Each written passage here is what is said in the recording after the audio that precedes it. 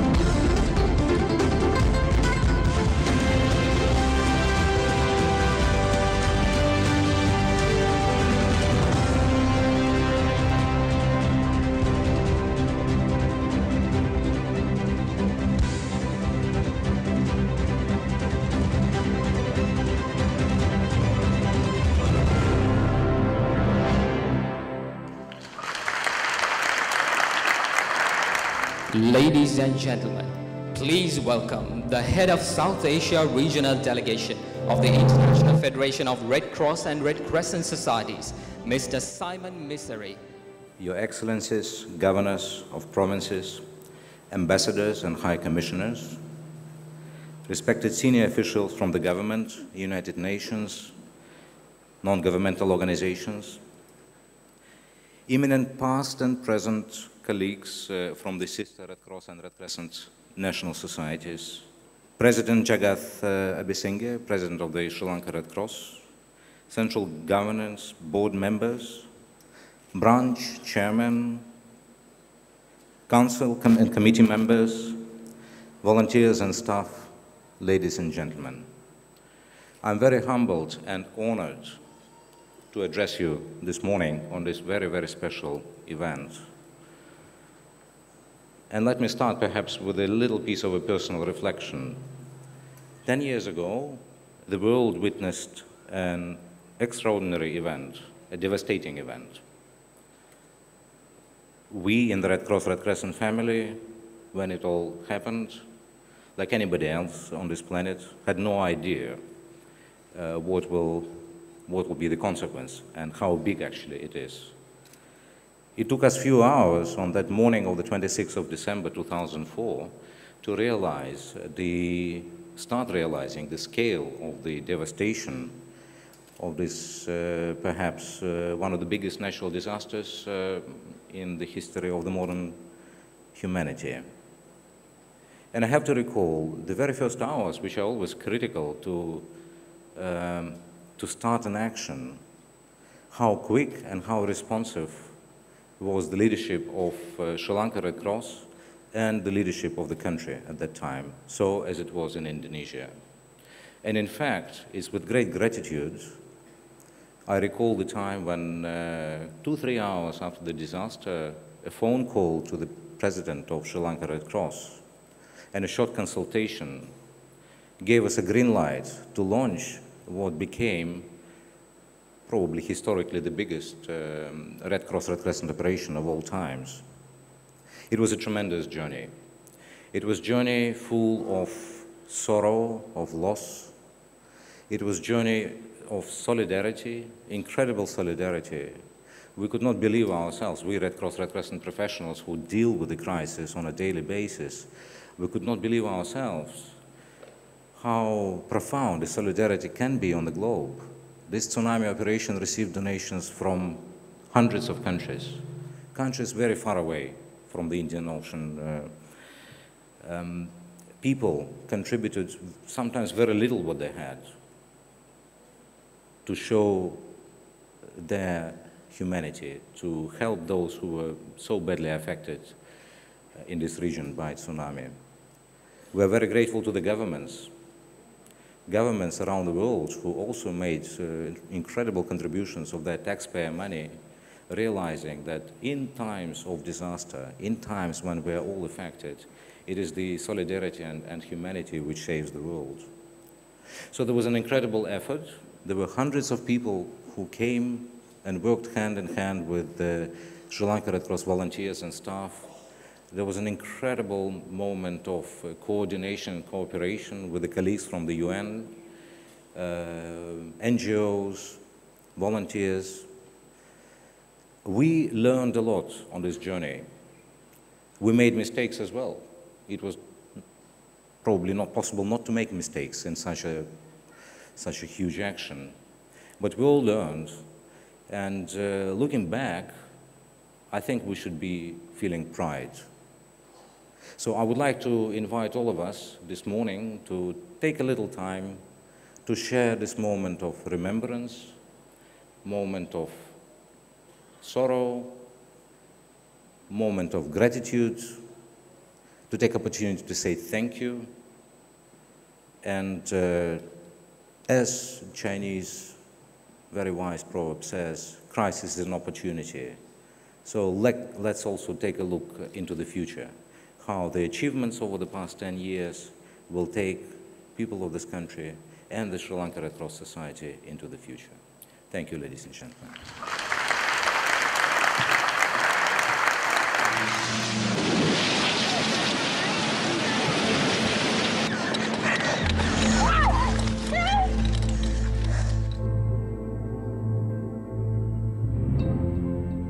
2 hours after the 9.1 earthquake occurred off the coast of Sumatra, the tsunami struck an extremely long stretch of Sri Lanka's coastline, more than 800 kilometers or 2/3 of the coast.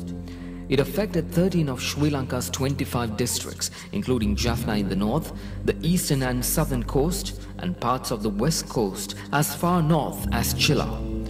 The waves were high as 10 meters as they hit the shoreline, and they penetrated inland up to 500 meters in many places and as far as 1 kilometer in others. Ladies and gentlemen, please welcome the Head of Operations in the Asia-Pacific Zone for the International Federation of Red Cross and Red Crescent Societies, Mr. Martin Fowler. dear ministers and members of parliament, excellencies, dear members of the international communities, dear President of the Sri Lanka Red Cross and the governance of the Sri Lanka Red Cross, dear Director General of the Sri Lanka Red Cross, dear staff and volunteers of the Sri Lanka Red Cross, and dear partners from all the Red Cross and Red Crescent national societies, the International Federation, the ICRC, ladies and gentlemen, dear Red Cross and Red Crescent friends. First of all, I would like to convey greetings, best regards, best wishes, and solidarity from our Secretary General, the Secretary General of the International Federation of Red Cross and Red Crescent Society, Mr. Assi, who cannot join us here, but who is here with us in spirit and who is very impressed by the great work which the Sri Lanka Red Cross and the government and all its partners have been doing here. Every one of us remembers the day when the tsunami hit almost 10 years ago. So many people were shaken by this brutal and destructive force, attacking the people at the shores of the Indian Ocean. Millions of people around the world watched with horror as the aftermath of the biggest natural disaster in living memory unfolded. And we have seen the pictures in this film. I think this film, which we just saw, really gives the message.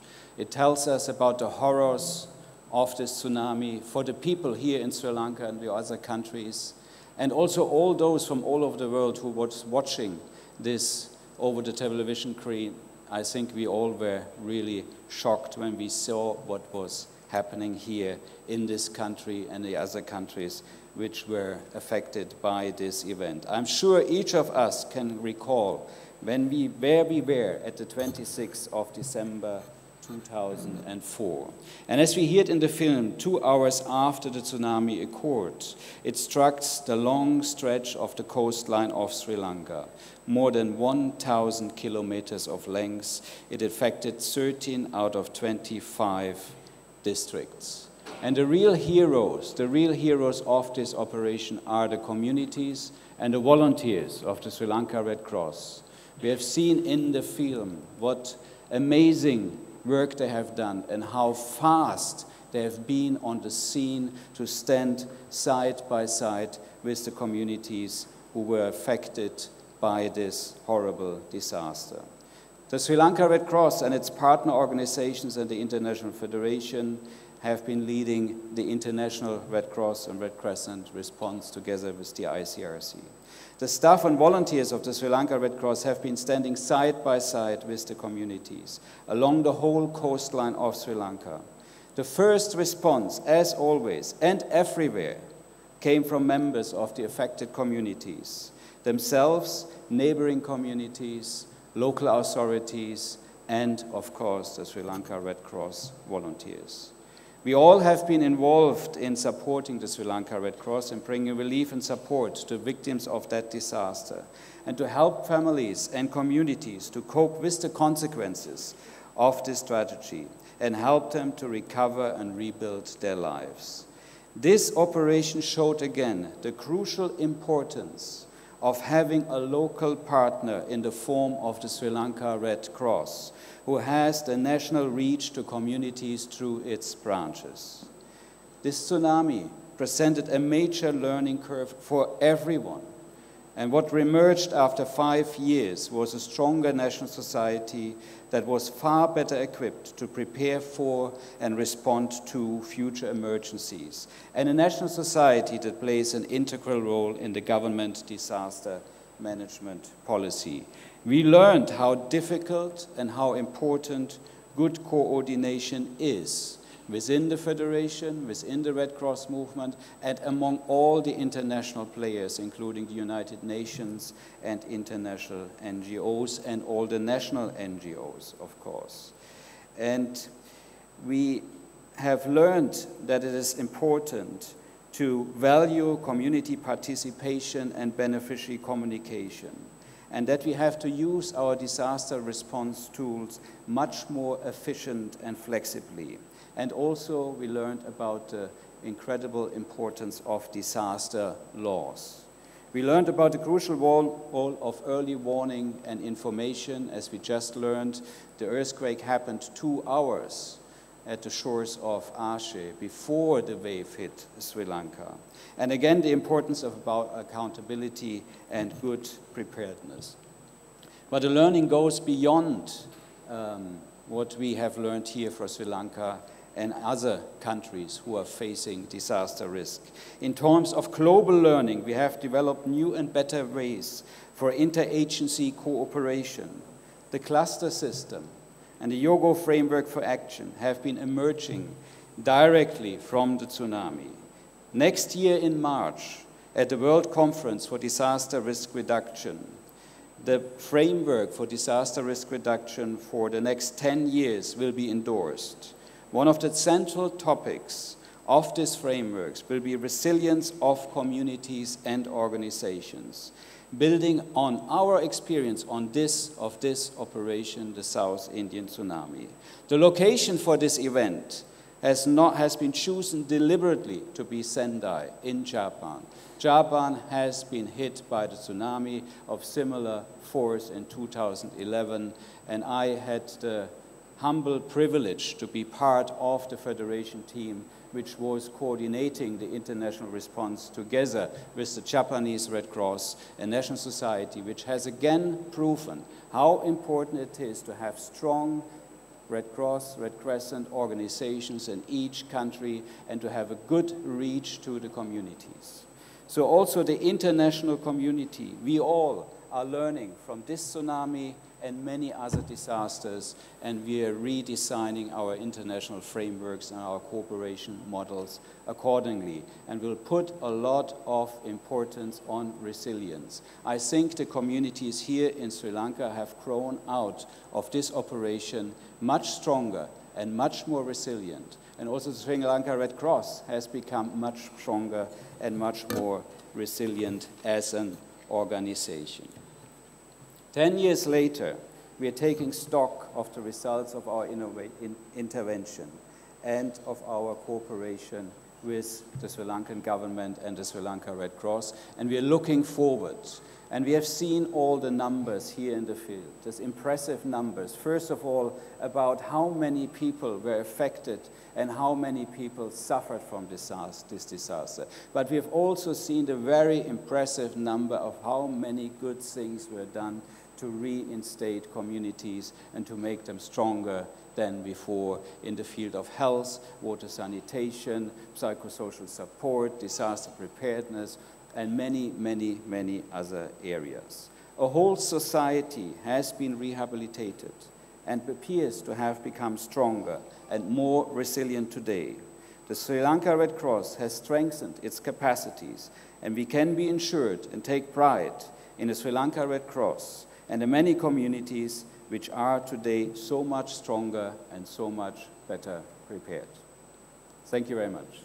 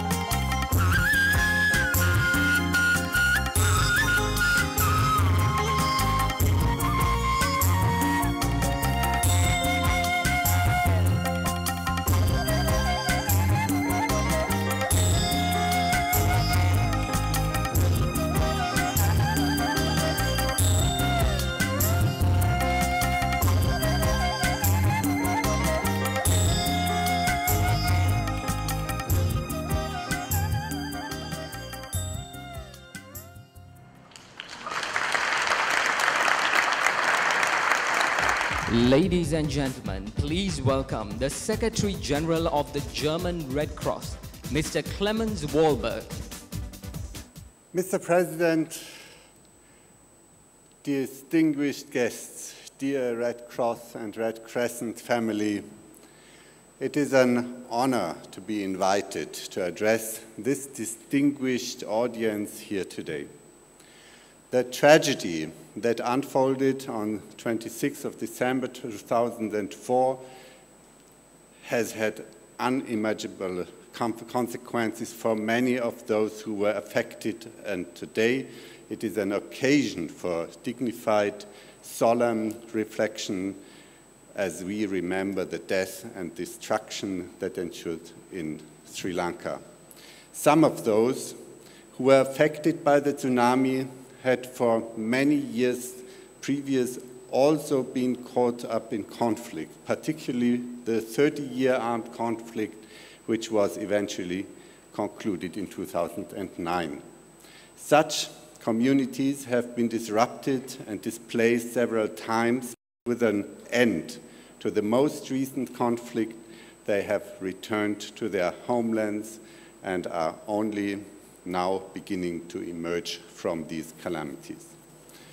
Today is also an occasion for those of us who were involved in the humanitarian response to recall the role that we played and to learn openly and honestly from our success and our failures as we move from emergency relief to reconstruction and recovery and long-term development.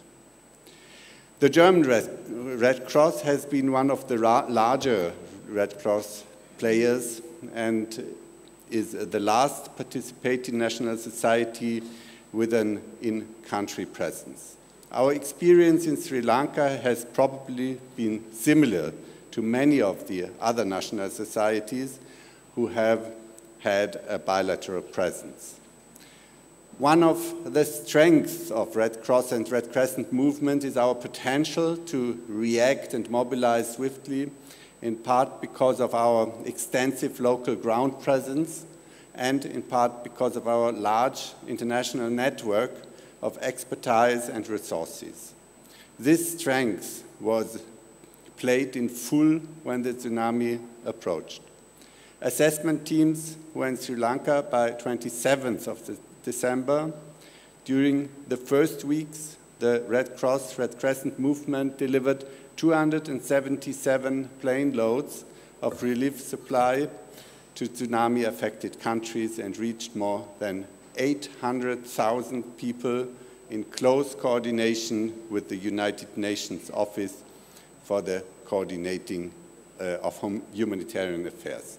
The German Red Cross dispatched 42 flights with more than 1,300 tons of relief material, including 15 flights to Sri Lanka. The German Red Cross was instructed to send our mobile hospital with a team of 18 nurses, doctors, laboratory assistants, midwives, and technicians to serve the population of PTK. Sorry, I can't speak this wonderful city's name. It's difficult for me, so I call it PTK, as we all do. In Mullaitivu, which arrived in 14th January of 2005. The function of the field hospital were integrated into the existing hospital, and the professionals who accompanied it joined the existing hospital team and provided training. In the first month alone, 7,600 people received treatment and approximately 70 babies were delivered each month in subsequent months. As an adjunct to the government efforts, the Red Cross Red Crescent supports construction projects in the months and years to come, building on the foundation made during the emergency phase. German Red Cross, in common with many other national societies, supported housing, health infrastructure, water supply initiatives. The German Red Cross was engaged primarily in the north and east of the country, Ampara, Batticaloa, Mullaitivu, at a time when the focus of the entire humanitarian community was shifting toward the developing IDP situation. During this period, families along the coastline of Mullaitivu that had rebuilt their houses following the tsunami with support of SLRCS and German Red Cross were amongst those displaced to Chetikulam during the conflict, where they received assistance and on return were again supported by us to reconstruct their houses, many of which had been destroyed during the conflict. In addition to the relief and hospital support that we provided in Chetikulam, German Red Cross continued to provide staff and assistance to PTK Hospital until expatriate staff was evacuated in 2008. It was also during this time that some of these projects provided an experimental basis for the donor-driven versus owner-driven housing approach, which, with an increasing consensus that the owner-driven approach is generally better for all in terms of cost, transparency, timing, administrative expedience, and ownership. Housing remains a key priority in the current environment, but most of our recent support has focused on this. We made a commitment as early as November 2009 for an initial post-conflict housing project of 300 homes in Kilinochi, which was to be the basis for subsequent Red Cross housing programs. As a matter of principle, German Red Cross supported housing projects now also include livelihood initiatives and measures to help restore communities with a theme of resilience. The recent work in Mullaitivu has expanded this approach using an environmental perspective at marginal additional cost to include organic forest market gardening and experimental initiatives to beekeeping, bio charcoal and compost production. We see huge potential with these communities and understand that the realization of these potentials will help them move away from dependency and lead to further development of society and wealth for the country. We also anticipate that the national society is in a good position to nurture this growth and that such projects could provide valuable lessons for ongoing larger housing initiatives. Along with housing on the Red Cross legacies, one of the Red Cross legacies from this period has been the construction of hospitals and health facilities with significant investments amounting to hundreds of millions of euro, that's thousands of millions of rupees, and involving support from back donors such as the European Union. For example, German Red Cross has supported the construction of 3 hospitals in full and 4 hospitals in part, and approximately 40 primary health care centers and dispensaries.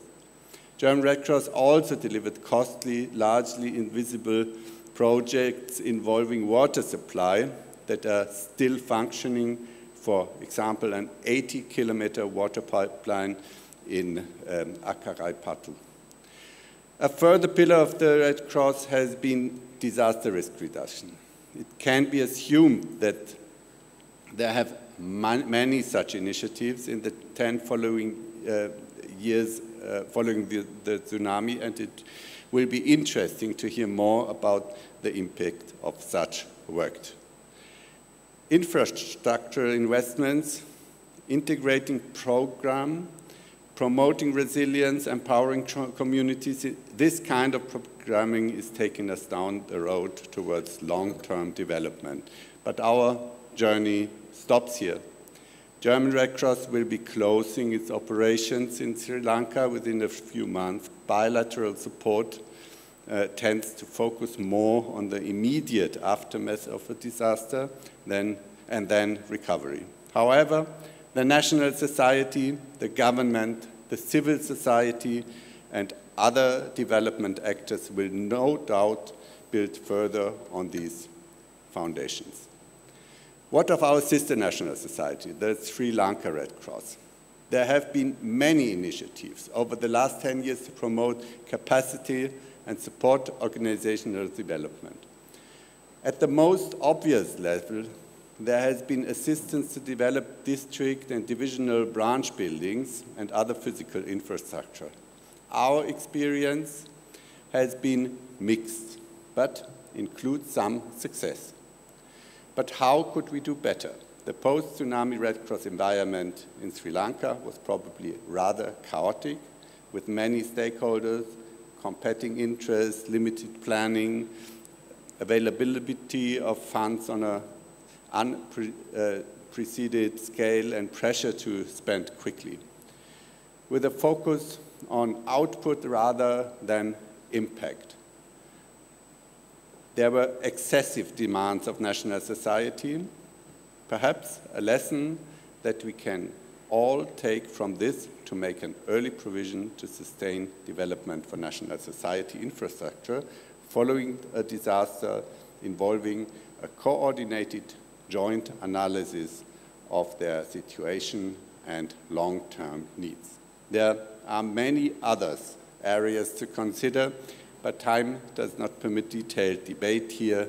So I would like to return to the main theme of this event to commemorate the many lives that were lost in the tsunami and those who have suffered in its wake and who are still hurt. To summarize the first of our fundamental principles, humanity, the International Red Cross and Red Crescent movement endeavors in its international and national capacity to prevent and alleviate human suffering wherever it may be found. It promotes mutual understanding, friendship, cooperation, and lasting peace among all peoples.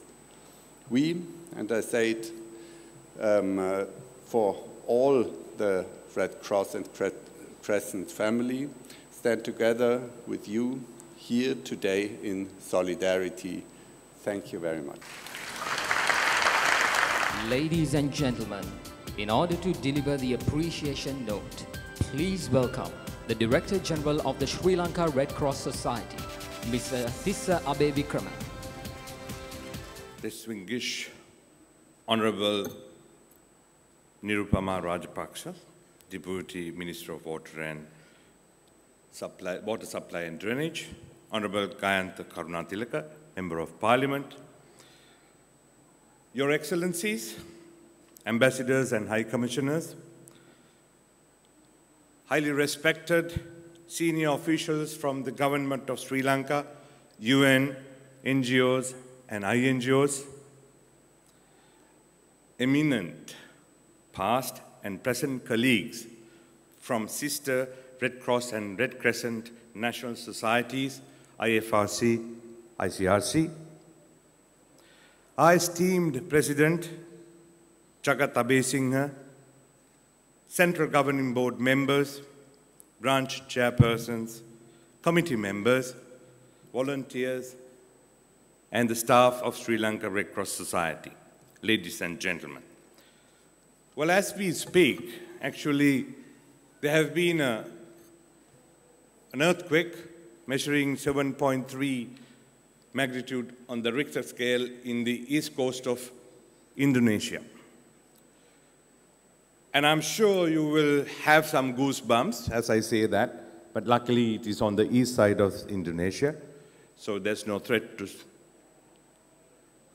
threat to Sri Lanka, but there has been a tsunami threat alert, and I sincerely hope it would not really reach any other shores there are people or animal or any other infrastructure is in existence. Ladies and gentlemen, the Indian Ocean Tsunami 2004, which caused numerous misfortunes, spreading beyond frontiers, still haunts us today. This disaster caused over 200,000 deaths and massive destructions to infrastructure and livelihoods in several countries. Our Badulla branch executive officer, when he reached the recent landslide in Koslanda, he said, I quote, "Everyone is in shock. No one knows what to do." I unquote. If that was so terrible, what could it have been to those who witnessed the fearful tsunami?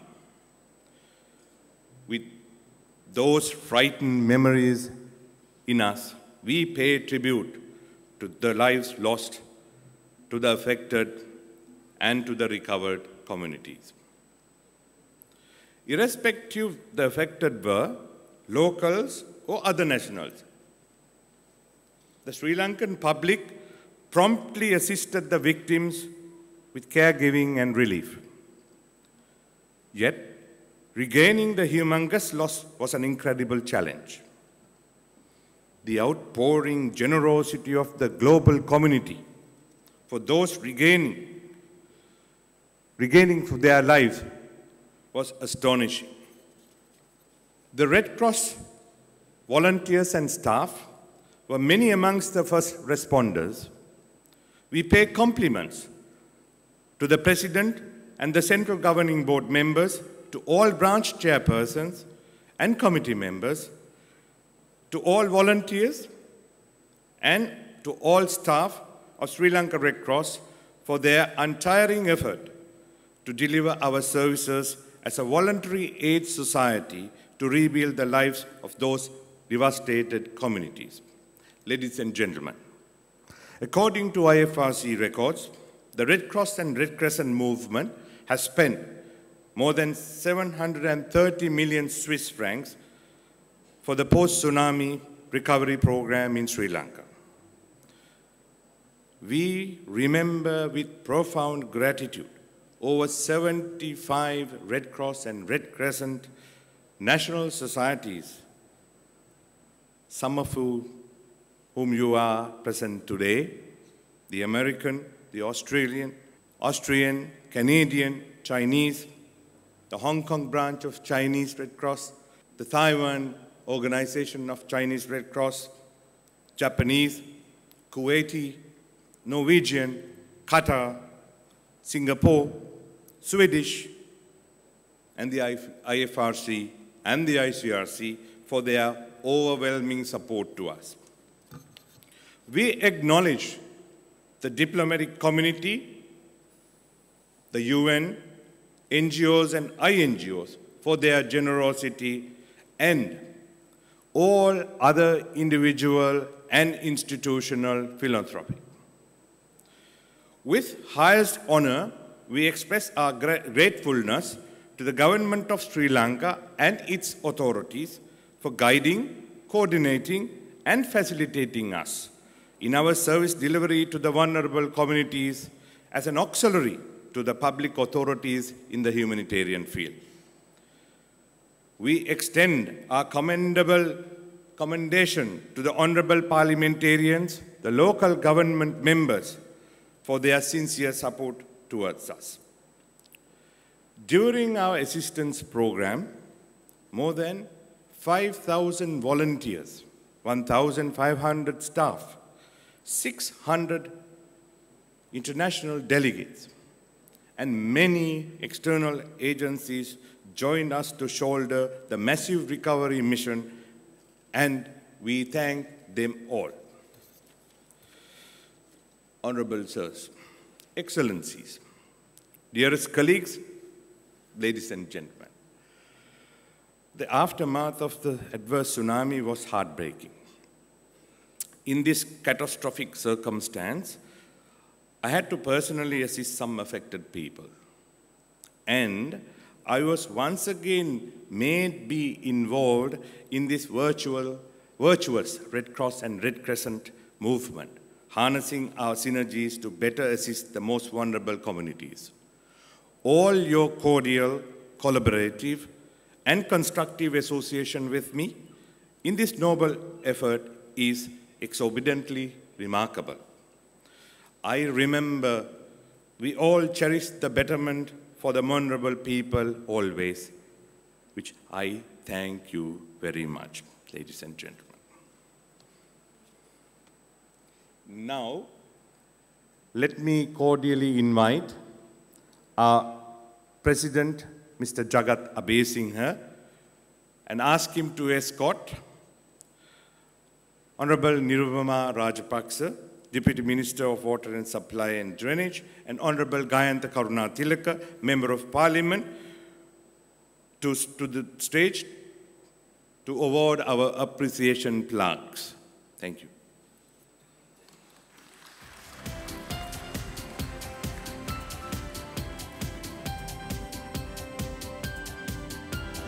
Representing the American Red Cross, the award is accepted by Her Excellency, the U.S. Ambassador to Sri Lanka, Ms. Michelle Sisson. Representing the Australian Red Cross, the plaque is accepted by Mr. Edward Archibald, the Head of Development and Cooperation at the Australian Embassy in Sri Lanka. Mr. Maximilian Suttner, representing Austrian Red Cross. We would like to invite Ms. Pat Labage, the Senior Manager of Asia Programs, on behalf of Canadian Red Cross.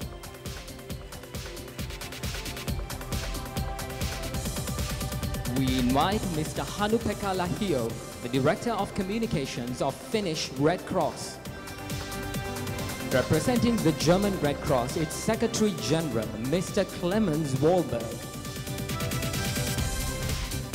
Representing the Red Cross Society of China, Hong Kong branch, Ms. Jane Lau, its International and Relief Services Management Committee member.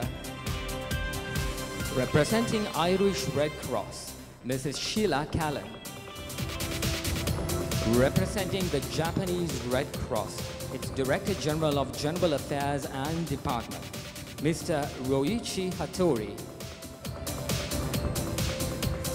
Representing the Norwegian Red Cross, Mr. Olav Arslan, its ERU Coordinator.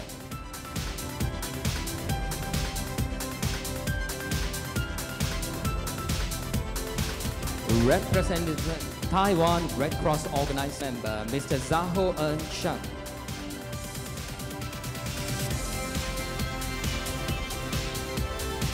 Ladies and gentlemen, please welcome the Secretary General of the Qatari Red Crescent, Mr. Saleh Al-Muhannadi.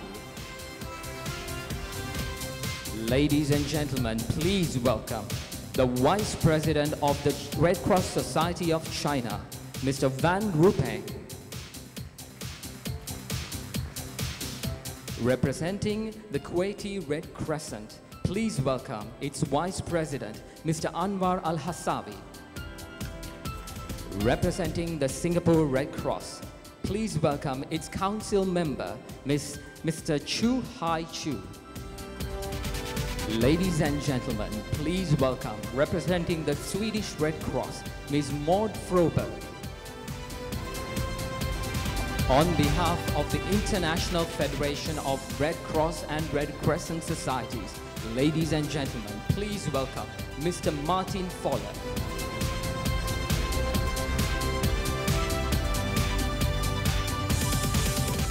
Representing the International Committee of the Red Cross, please welcome Mr. Michael Woodier, the Head of Sector of South and Central Asia and Europe.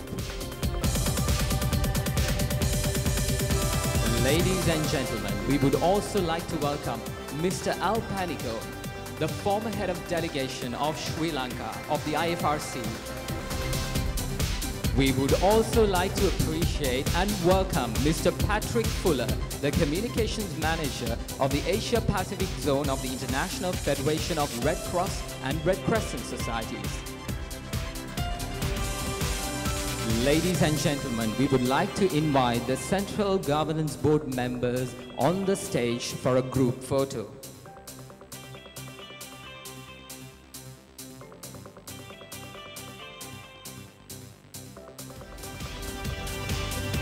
Ladies and gentlemen, please give a round of applause to our partner national societies who helped us in the tsunami operation for Sri Lanka.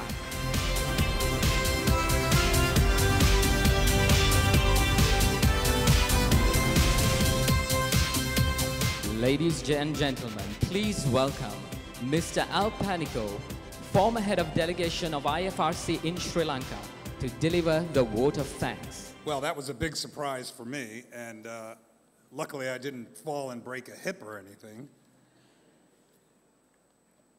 I was invited here this morning to give the vote of thanks by the Sri Lankan Red Cross leadership as a Sri Lankan Red Cross volunteer, and that is how I will be speaking. I want to thank all of our guests here, ministers, Your Excellencies, ambassadors, the members of Parliament, the Red Cross and Red Crescent officials, my president of Sri Lanka Red Cross, welcome and thank you all for attending. I am very humbled by the acknowledgement and recognition by the leadership of this country, international representatives and government of the Red Cross and Red Crescent societies here. For that, we are grateful. I want to thank all the PNSs, the partner national societies, who have attended and who have come from long distances to commemorate this event and learn from it, learn from our experience. I was here between the years of 2004 and 2009, and we faced many huge challenges, organizing, coordinating, accessing the areas. But we did it. You did it. Collectively, we can be proud of our accomplishments. We did that together. We made a major contribution to the housing infrastructure, built and funded over 60 major health facilities, contributed to roads, bridges, water systems. We'll see all that today, over the next 2 days. But it's not just about the money, it's about the communities and the development and the individuals who gained and benefited after the tragedy that befell them. I remember lives that we've changed very specifically. I remember the carpenter from Ampara who we helped build his house and trained him. He now employs 5 others in his little business. I know the photographer that we gave a camera to and trained him in photography in Jaffna. He now works for a local advertising company. We help to change lives and make people's lives better. For that, I am thankful. And I acknowledge and thank those that contributed, because we did it with over 75% of public funding. Funding from the normal citizens all over the world. For that, we're thankful. It's important for a vote of thanks, most of all, it's important for a vote of thanks to be short. And I know that I'm the only thing standing between you and either your Saturday events or for those who are going to visit and take this incredible odyssey through Sri Lanka countryside to see the projects that have been contributed to and that you people in the back have done. I'm standing between you and that. But I do, even though I will step out of my role for a moment, I do want to acknowledge the Sri Lanka Red Cross.